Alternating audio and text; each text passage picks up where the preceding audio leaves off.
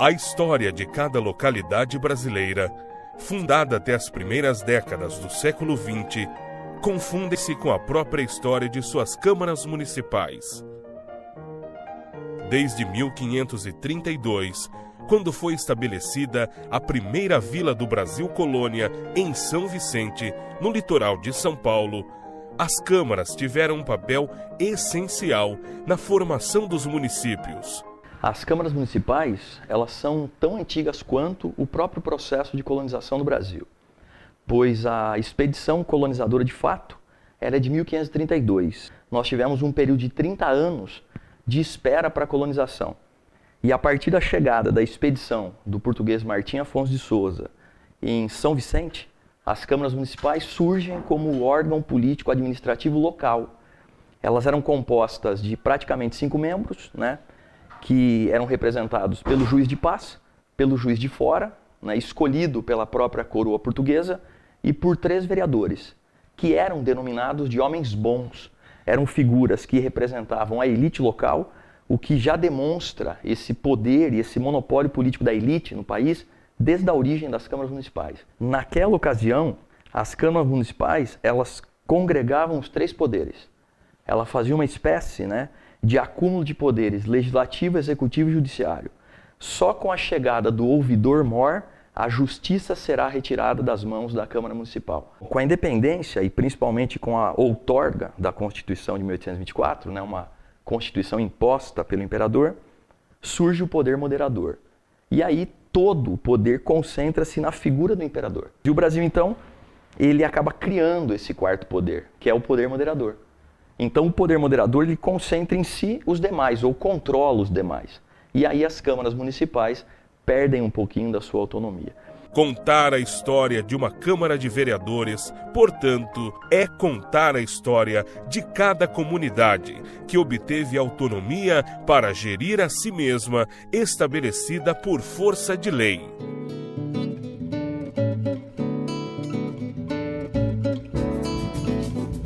No vasto interior da província de São Paulo, começa a surgir mais uma localidade, às margens de um antigo caminho de bandeirantes, a partir de um núcleo de casas situado em uma colina entre os ribeirões denominados das Furnas e das Araras.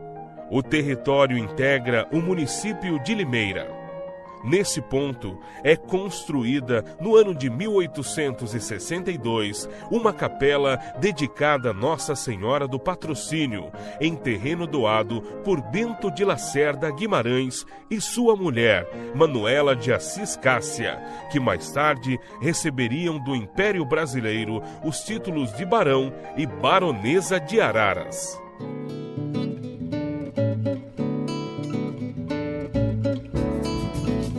A origem de Araras está muito relacionada à expansão cafeeira para o oeste paulista. O desenvolvimento da cultura do café aqui na região foi o que promoveu o primeiro surto populacional. Demorou muito para que a administração imperial reconhecesse o crescimento do local e o elevasse à condição de freguesia.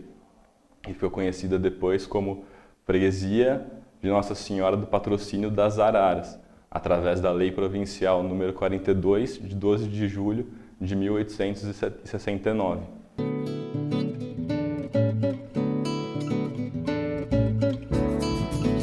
Bom, e menos de 2 anos depois, ela levou a freguesia à condição de vila e município, através da Lei Provincial número 29, de 24 de março de 1871. A vila e o município eles eram as menores unidades administrativas com autonomia política no Brasil Império. E essa autonomia significava necessariamente a instalação de uma Câmara Municipal na localidade. Àquela altura, no âmbito das vilas e dos municípios, não existiam ainda as prefeituras. Então, absolutamente toda a administração pública ficava a cargo das câmaras. Para ter uma ideia, ela acabava acumulando as funções que hoje seriam do Executivo e do Legislativo. Então ela controlava, por exemplo, desde a regulamentação dos ofícios e das profissões até o funcionamento das prisões. Bom, a primeira eleição para vereadores em Araras aconteceu em 7 de setembro de 1872. para coincidir com as comemorações do cinquentenário da independência do país. Àquela altura, a população aproximada do município era de 5.000 habitantes, e mais da metade deles eram de negros escravos. Contudo, apesar dessa população, só puderam concorrer a cargos e só puderam votar uma pequena parcela desses cidadãos, apenas aqueles que tivessem um grande poder aquisitivo ou ocupassem uma posição social de destaque ou uma posição eclesiástica elevada.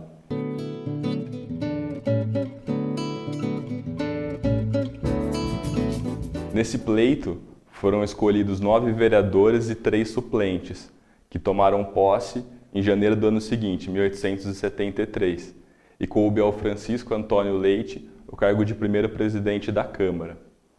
Naquela época, a sua sede, então denominada Paço Municipal, se localizava na atual Praça Barão de Araras, no terreno onde hoje está o Banco HSBC.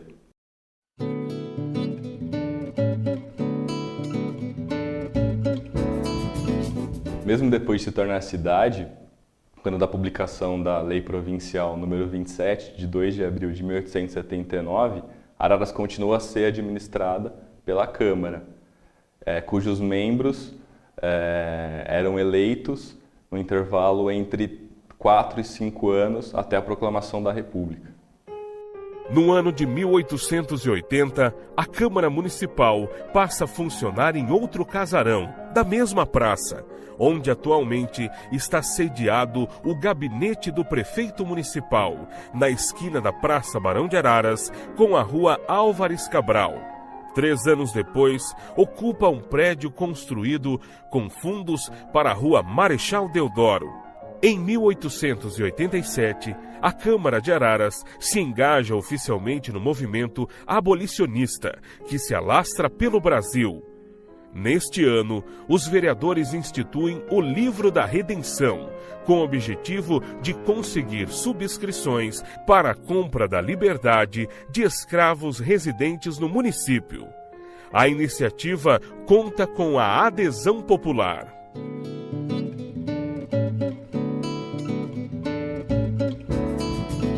E no dia 8 de abril do ano seguinte, em sessão solene, é comemorada a libertação do último escravo em Araras. Isto, um mês antes da assinatura pela princesa Isabel da Lei Áurea, que extingue definitivamente a escravidão negra no país.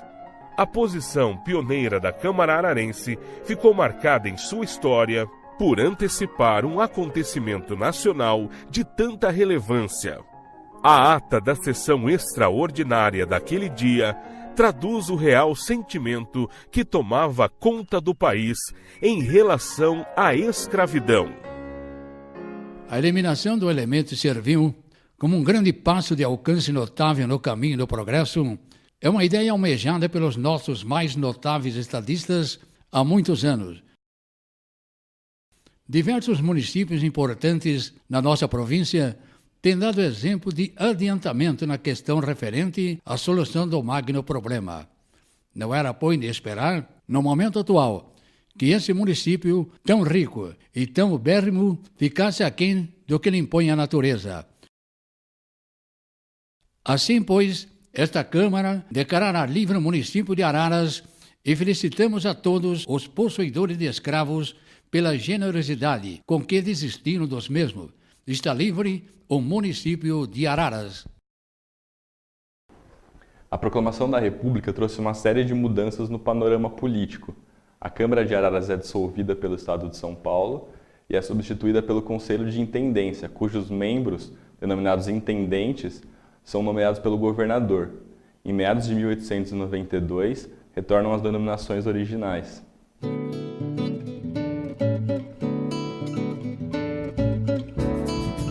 Também no ano de 1892, Araras torna-se sede de comarca. Em 1898, é concluída a construção do Fórum, prédio ainda existente na Praça Barão de Araras. Com a sua inauguração, a Câmara se transfere para o local. Desde a sua instalação, a Câmara foi responsável por melhoramentos que Araras recebeu no século XIX e início do século XX, que lhe deram suas primeiras características urbanas. A criação do primeiro mercado municipal em 1873. A nomeação do primeiro professor público em 1877. A construção da Igreja Matriz de Nossa Senhora do Patrocínio entre 1877 e 1881, cujas obras foram administradas pelo poder público. A primeira obra de canalização de água, a abertura do atual cemitério, a instalação do serviço de iluminação pública a querosene e a colocação de sarjeta nas ruas, todas obras realizadas em 1889. A construção do matadouro municipal em 1893. A construção do primeiro jardim público, a atual Praça Barão de Araras, em 1894. A instituição das feiras periódicas para exposição da produção local e a instalação das primeiras linhas telefônicas em 1898. A fundação da Escola de Trabalhadores Rurais, a construção do primeiro grupo escolar, a criação do Bosque Municipal, a instituição legal da Festa das Árvores, celebrada sempre no dia 7 de junho e considerada o primeiro evento ambiental da história do Brasil. Isto tudo no ano de 1902. A instalação da iluminação elétrica em 1904.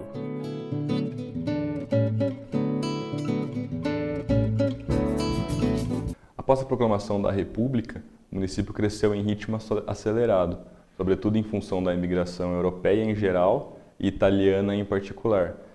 Em janeiro de 1908, ocorreram as primeiras eleições para prefeito e vice-prefeito na cidade, e foram escolhidos, respectivamente, o tenente-coronel Francisco José Leite e o capitão Vicente Franco de Abreu.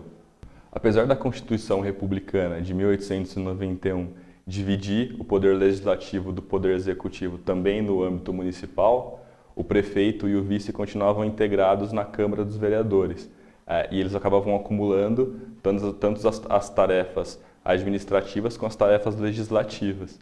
Além disso, ambos os poderes continuavam sediados conjuntamente, uma situação que ficou inalterada até a última década do século XX. E a Guarda Nacional ela tinha a finalidade de exercer uma proteção da soberania nacional. O Brasil tinha uma carência extrema de uma força militar.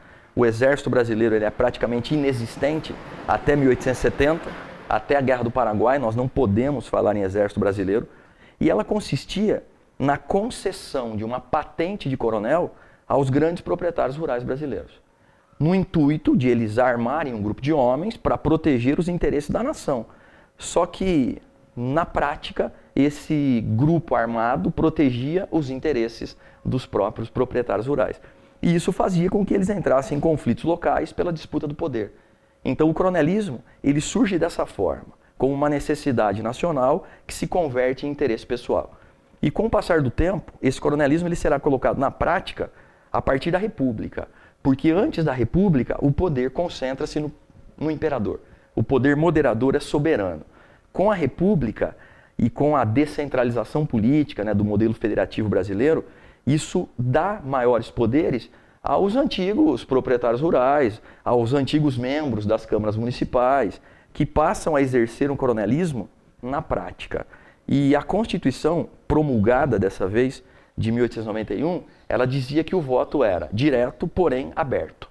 Tá? Era universal, o que significa que a questão econômica tinha deixado de ser uma necessidade, então universal significa independentemente da condição econômica, porém era um voto para homens maiores de 21 anos alfabetizados.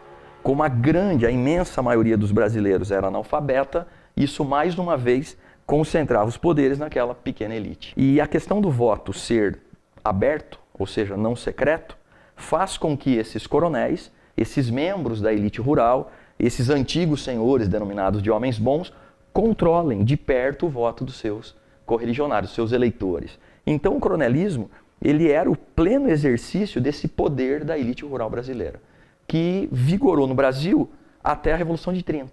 Em Araras, a situação não é diferente.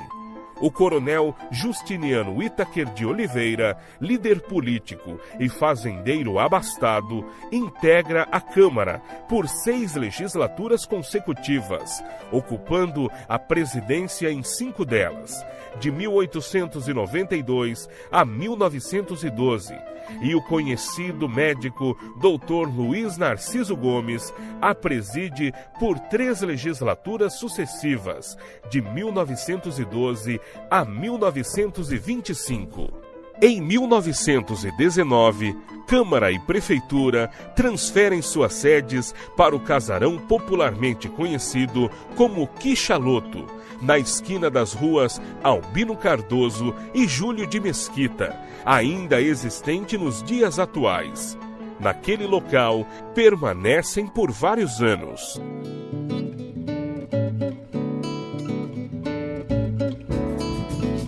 A década de 1930 tem um início conturbado, com a revolução que depõe o presidente eleito, o paulista Júlio Prestes, e conduz à presidência da República pela primeira vez o gaúcho Getúlio Vargas. A implantação de um governo provisório decreta a extinção do poder legislativo em todos os níveis. Em outubro desse ano, o presidente da Câmara de Araras, Firmo Lacerda de Vergueiro, e o prefeito municipal, Inácio Zurita Júnior, são obrigados a entregar as chaves da sede do governo municipal ao prefeito nomeado pela administração provisória do Estado. O legislativo fica suprimido até 1936, quando as eleições são realizadas e uma nova Câmara é empossada. Mas a legislatura dura pouco.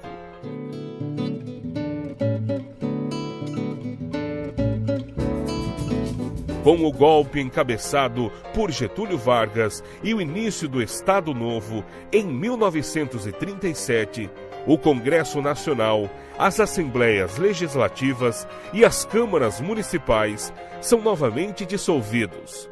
Situação que perdura por quase 10 anos. Interventores são nomeados para o governo das cidades. Após a queda de Getúlio, em 1945, tem início o processo de redemocratização do Brasil. Novas eleições municipais somente são convocadas 2 anos depois.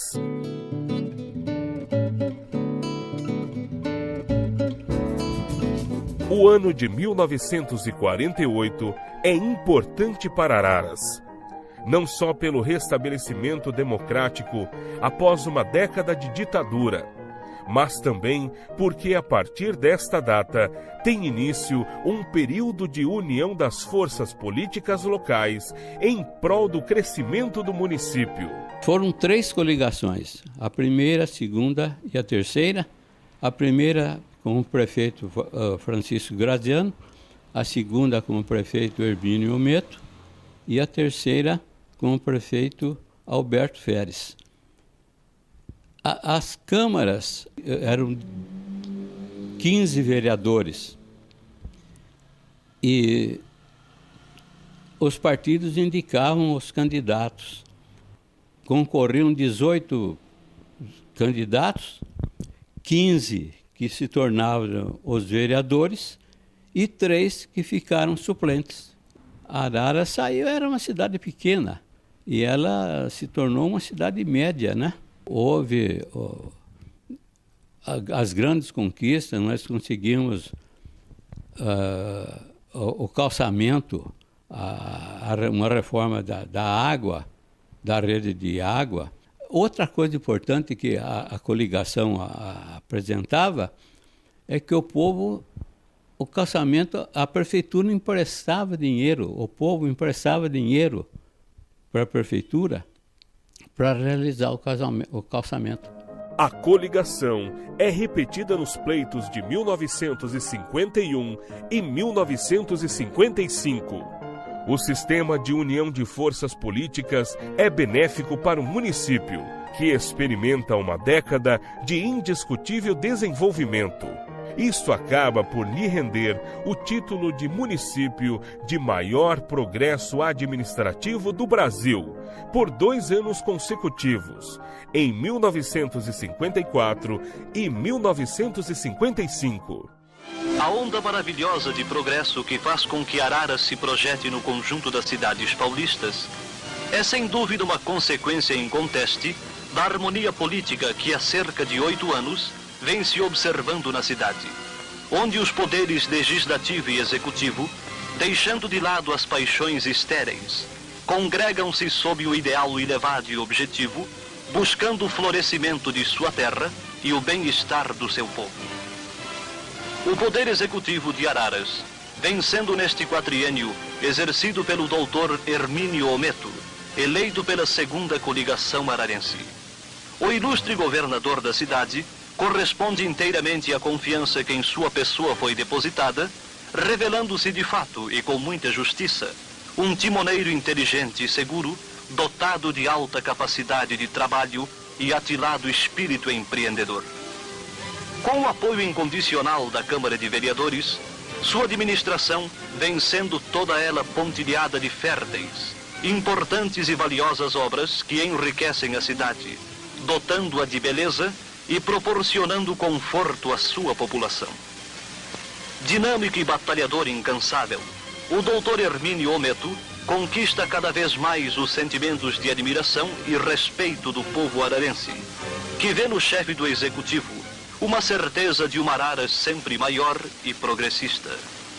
Araras, graças ao bom governo do senhor prefeito, progride admiravelmente, tendo realizado obras públicas de relevante importância, citando-se, entre outras, os seus 70 mil metros de calçamento, sua ótima estação de tratamento de águas, uma das maiores do estado, estradas, parques, centro de saúde e também a reforma da Praça Barão de Araras, custando os trabalhos de restauração desse logradouro público cerca de 4 milhões de cruzeiros.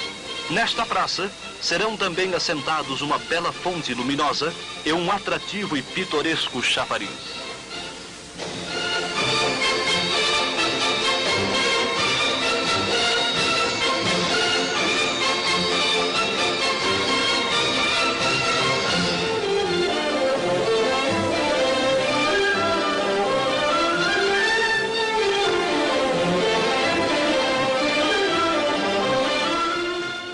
Na década de 1960, todo o Brasil vive os reflexos da crise política, que se instala com a renúncia do presidente Jânio Quadros e que culmina com o golpe militar de 31 de março de 64. Em termos políticos, a ditadura ela começa com um discurso de coesão nacional, né? Como todo processo que vem depois de uma crise, o discurso é esse, vamos normalizar a situação, vamos acomodar os interesses. Inclusive, o próprio presidente Humberto de Alencar Castelo Branco, ele dizia, eu estou aqui temporariamente, farei a transição democrática, tenho inclusive uma figura que eu apoio como candidato, enfim. Só que o que se viu na prática foi uma sucessão de 5 presidentes militares e um endurecimento cada vez maior em termos políticos.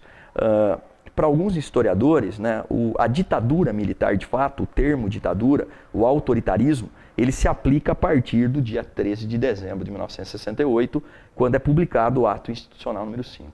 Ali ocorre um fechamento político de fato, toda a liberdade individual ela é tirada dos brasileiros, né, a liberdade de expressão, a própria liberdade de ir e vir, né, havia algumas determinações, algumas regras de conduta, e a violência por parte dos militares, ela se intensifica. O que prova isso são as listas com nomes de desaparecidos, com o nome de pessoas torturadas, o grande número de exilados, né? Então eu acho que essa é a grande herança negra deixada pelos militares, uma promessa, né, de uma política branda no início e um endurecimento com o passar do tempo. A ata da sessão ordinária de 6 de abril apresenta a transcrição de um texto lido durante a mesma por um de seus vereadores, que demonstra como a grande maioria da população encarou o movimento militar.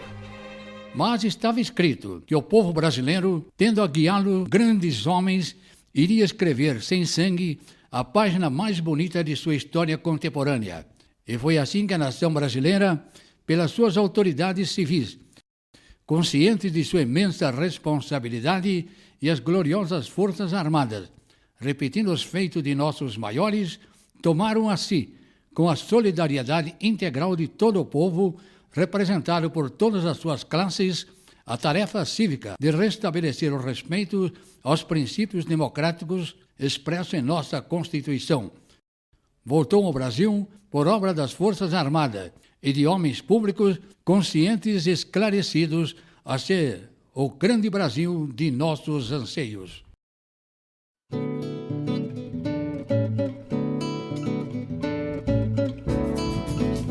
O município sofre intervenção federal em 6 de maio de 1970, decretada pelo presidente da República, General Emílio Garrastazu Médici. O prefeito Milton Severino e seu vice Acésio De Vitti, integrantes da sigla partidária que apresentava certa resistência à ditadura, o Movimento Democrático Brasileiro, MDB, são arbitrariamente destituídos de seus cargos. E para administrar o município é nomeado interventor federal o coronel da reserva do Exército Brasileiro, Teodoro de Almeida Pupo. A ata da sessão ordinária da Câmara de 4 de maio de 1970 reflete o clima tenso em Araras. Como o legislativo funcionava anexo à prefeitura, na rua Álvares Cabral. Assim ela registrou. Abrindo a reunião, o presidente informou que tomou conhecimento, há poucos instantes, de que foi decretada a intervenção federal no município, e tendo o Dr. Roberto Monteiro de Andrade, delegado de polícia, tomado a providência de lacramento de todas as portas de acesso à prefeitura, e como a entrada de público se processa pela porta principal do prédio da prefeitura, o andamento normal da reunião estava prejudicado, ficando pelos motivos expostos encerrada a reunião. E na sessão seguinte, os vereadores tanto do MDB como da Arena, sigla partidária de apoio aos militares, recebem o interventor federal nas dependências da Câmara e prestam homenagem a ele.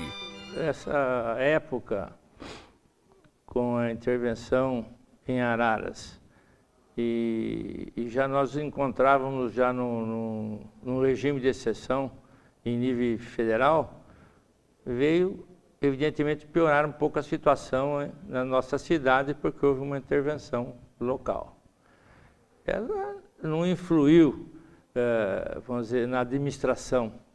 Ela simplesmente foi, ao meu ver, uma intervenção política. Para a Câmara Municipal, ela, de fato, ela influiu na decisão do próximo presidente da Câmara, porque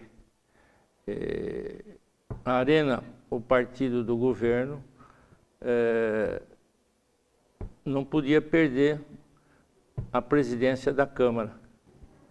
Nós, do MDB, tínhamos a maioria de vereadores.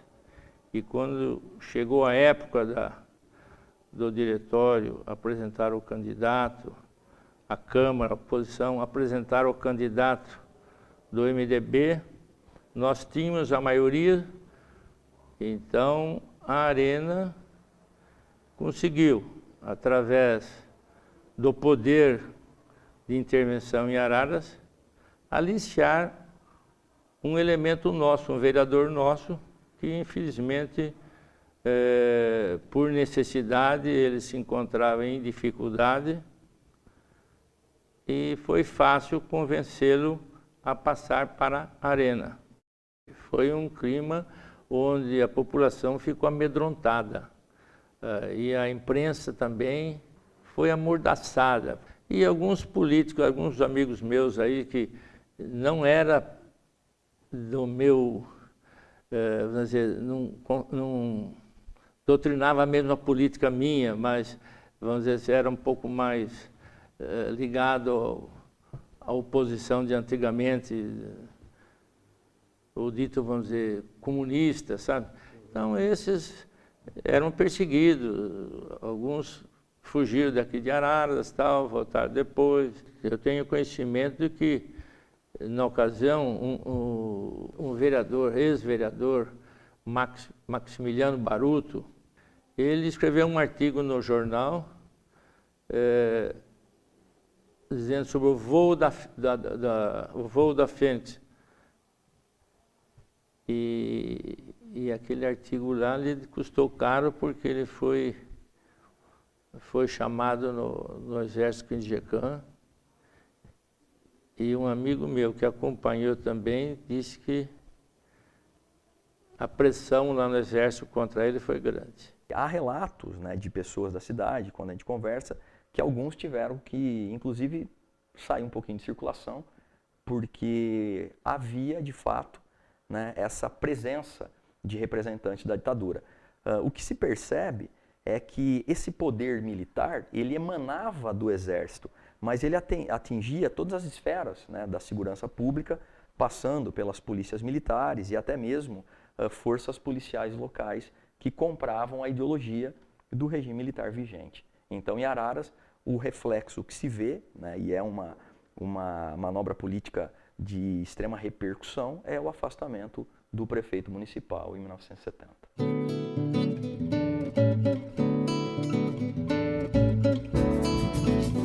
Em 1982, são eleitas para a legislatura 1983 a 1988 as primeiras mulheres integrantes da Câmara, depois de quase 110 anos de sua existência.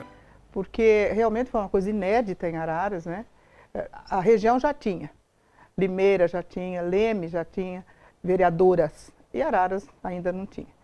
Aí aconteceu uma coisa engraçada, que foi assim, a minha tia, a Silvia, se candidatou pela Arena, a antiga Arena, que na época se chamava PDS. Né? E aí eu me candidatei na posição contrária. Então eu fui pelo PMDB, eram os dois partidos assim que seguravam, a direita e a esquerda, digamos assim, para resumir a ópera. Então nós somos rivais, a tia e a sobrinha. Sabe? E as duas foram eleitas. Eu não senti qualquer tipo de discriminação. Lá nós éramos vereadores e vereadoras no mesmo patamar.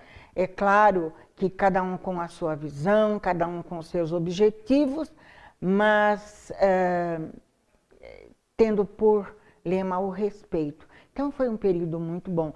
Claro que nos embates que sempre acontecem, a gente tem que levar as flores, mas algumas vezes eram cheias de espinho. Mas o respeito imperava, então tudo se esclarecia. E os vereadores logo vamos dizer, logo entenderam que nós estávamos ali para ocupar um espaço, sim, e para ter uma voz feminina que falasse. A gente não se arvorava a nenhum tipo de discussão, vamos dizer, a gente não se encolhia diante de nenhum tipo de discussão, a gente enfrentava, sabe, todos os embates. E, enfim, dentro daquilo que o vereador pode fazer, porque o vereador faz o quê? Ele é o fiscalizador do executivo. O legislativo é isso, ele fiscaliza o que o executivo faz. Então, fazíamos isso com denodo, com boa vontade, com responsabilidade e com alegria, sabe? Então, uma mulher na Câmara sempre é uma presença diferente. Meu tempo, eu até acredito que não era talvez bom uma mulher estar na política, o que é errado. A mulher tem que estar em todas as situações, em qualquer situação, ela pode se destacar. Isso se tiver dentro de si todos os ideais que norteiam a cidadania. Mas eu vejo assim com muita alegria que agora a mulher está aí se pondo. E a mulher tem assim um olhar diferente do olhar do homem dentro da política. Então, era o momento da gente propor a participação feminina. E deu certo. Então, de uma vez, entraram 2 mulheres. Quem sabe, na próxima legislatura, nós tenhamos mais mulheres. Porque, na verdade, desculpem os homens, as mulheres, elas são mais detalhistas em tudo, o que escapa aos homens. O homem vê o todo, as mulheres enxergam os pequenos detalhes. E são os detalhes que fazem a diferença. A participação feminina na Câmara continua em 2006, quando a suplente, professora Anete Monteiro dos Santos Casagrande, assume uma das cadeiras do Legislativo.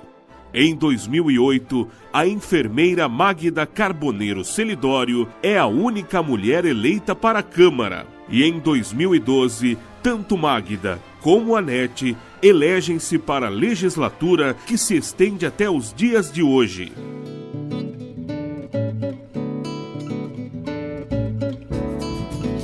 Magda torna-se, em 2015, a primeira mulher a ocupar a presidência do Legislativo. De grande importância a participação da mulher na política, não só local, mas a política do país, do mundo, porque somente através da política nós conseguimos grandes mudanças, grandes transformações. E a mulher vem ocupando o espaço na política cada vez maior. Isso me deixa muito feliz, porque está acabando na realidade, né? Aquela imagem, aquele pensamento de que a mulher só poderia ficar dentro de casa ou trabalhando em outras coisas fora da política. Mas dentro da política ela está mostrando a grande importância que tem a participação feminina. E como primeira presidente a assumir o poder legislativo da cidade de Araras, a primeira mulher a assumir esse cargo, eu estou muito feliz com essa oportunidade, porque nós aprendemos muito, estamos aprendendo ainda, principalmente a parte administrativa, alguns fatores diferentes de ser vereador, né, algumas coisas que mudam. Isso tem deixado a população também bastante confortável em relação a ter uma mulher como presidente da Câmara Municipal. Então, fica também um agradecimento, né, a todas as pessoas que confiam no trabalho da mulher. E espero que cada vez mais a mulher venha a ocupar esse espaço na política, porque a mulher merece sim estar fazendo parte da política do nosso país. A promulgação da Constituição de 1988 concede ao Poder Legislativo Municipal autonomia financeira em relação ao Executivo.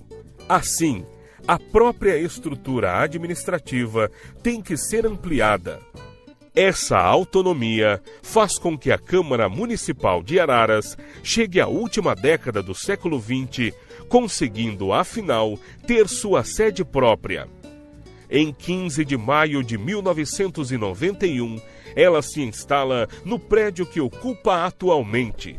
Construído na década de 1960, ele foi projetado pelo arquiteto modernista Fábio de Moura Penteado e serviu como fórum da comarca de Araras. Em sua nova sede, a Câmara adentra o século XXI, continuando a escrever páginas importantes da história de Araras, como legítima representante de seu povo, como sempre foi, desde os seus primórdios.